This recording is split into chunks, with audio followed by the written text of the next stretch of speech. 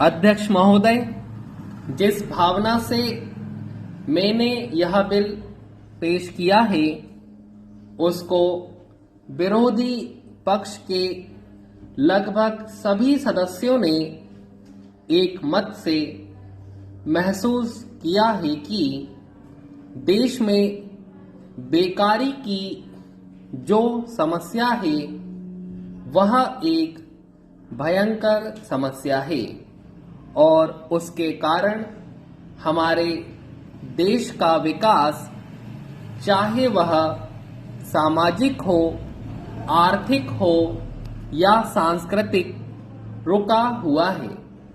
और ऐसी स्थिति में हम आगे बढ़ नहीं सकते हैं। इसी प्रकार से इस परिस्थिति का निर्माण हम पिछले 54 वर्षों से देख रहे हैं। मंत्री महोदय ने यहाँ पर अभी कहा कि राष्ट्रपति इस काम को नहीं कर सकते हैं क्योंकि वह उनके अधिकार के बाहर है।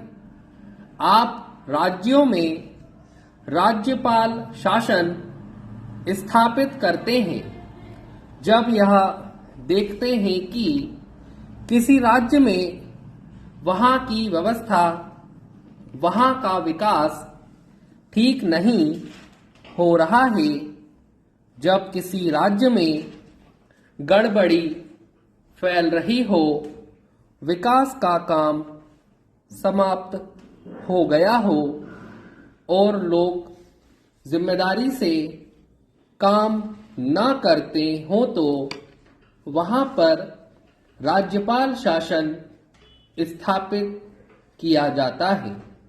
ऐसे बहुत से उदाहरण हमारे देश में मौजूद हैं।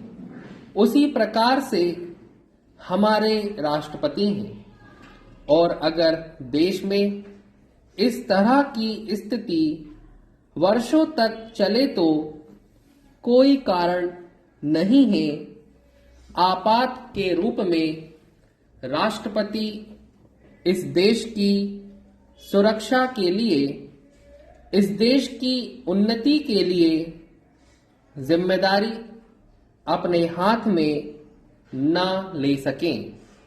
हमारे भाइयों ने बहुत से उदाहरण दिए हैं कि राज्यों में संयुक्त सरकारें नहीं चली, लेकिन उसके पीछे राजनीतिक हथकंडे थे। अगर कोई राजनीतिक पार्टी जिम्मेदारी से काम नहीं करती तो विधान में यह स्पष्ट है कि राष्ट्रपति शासन अपने हाथ में लें।